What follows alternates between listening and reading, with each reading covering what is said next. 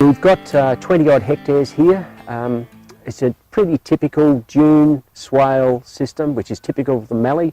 So on the top of the dune we've got, which is basically windblown, aeolian is the scientific term.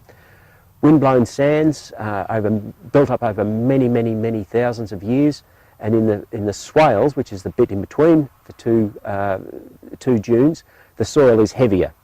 The first thing we did here was to conduct a fairly extensive soil survey. And by soil survey we used an EM38, which is an electromagnetic means of assessing major textural changes in the soil. We then went, on the basis of that information, we then went back and dug soil pits, which is the normal way of doing things, so a 75-metre grid, and we then assessed the soil profile all the way down for its texture. And from that we can then make an estimate of the readily available water that can be held in the root zone. And the root zone is probably more or less defined by the presence of a calcium carbonate layer. Calcites is the more scientific term for that, which generally represents the bottom of where the roots will explore. So on the top of the dune, that's down 0.8 of a metre to 1 metre, but in the swale it's far shallower, it could be 400. And as a result of that, and as a result of the soil texture changes, we know that the swale soils will only hold about 29 millimetres of water, readily available water that the plant can extract. But up on the top of the dune, it's much higher. It's of the order of 49 or something. So we know then from that the way we lay our trials out, we'll need to take that into account.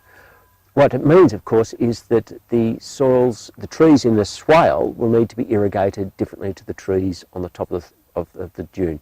The trees on the top of the dune probably won't need to be watered as much or as often, but the trees in the swale will need to be watered more frequently because they will pump out water, the available water, far more quickly.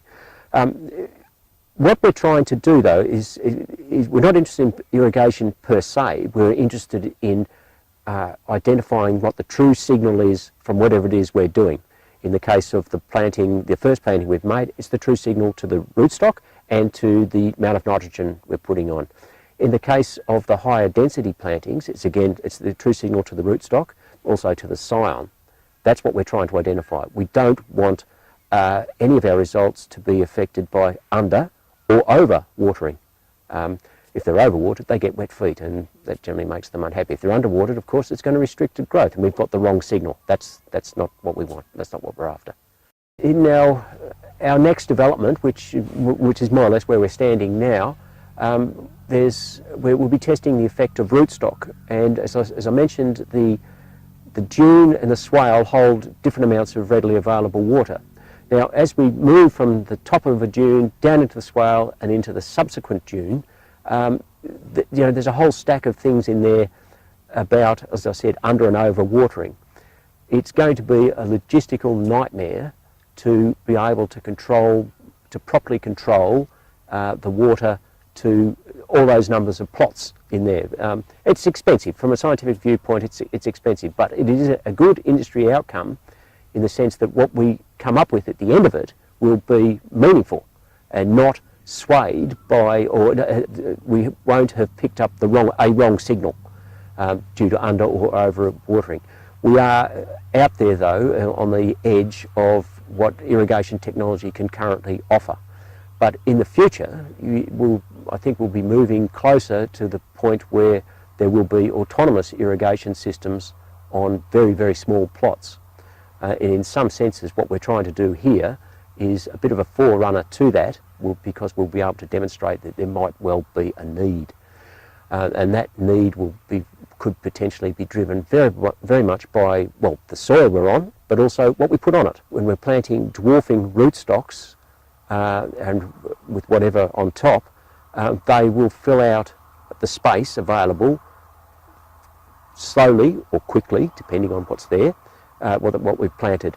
That will have an impact on how much water's being pumped out. As we go into the future, you can see the day when irrigation blocks will become smaller because water's not becoming more available, quite the contrary. As we move to that situation, the degree of control will have to be far finer than we currently do. And in many ways, established orchards, a dune and a swale would be treated more or less the same.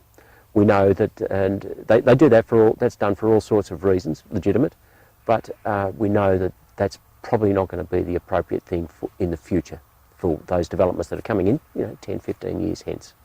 We're growing a mixture of cereals, rye corn and oats. We grew those two because we want to maintain the soil. We get strong winds and bare soil will move.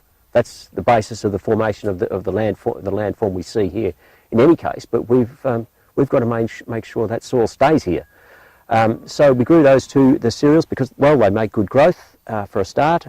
They have a composition that means that they will break down reasonably slowly in summer, remembering that our soils are warm.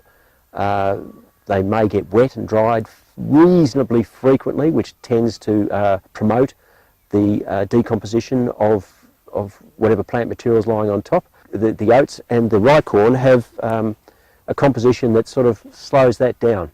It also helps us suppress summer weeds, which imposes a cost on us, and because of the history of the site, there's probably, for all intents and purposes, an inexhaustible supply of spined weed seeds, Californian puncture weed and so forth. We need to be able to suppress that.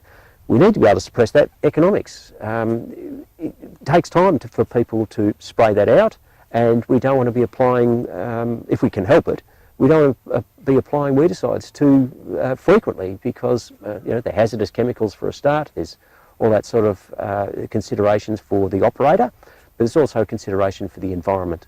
We just don't want to be using herbicides or having to use herbicides excessively. Suppressing those weeds with just a layer of plant trash, which is essentially what we're producing here, helps us suppress germination and their growth.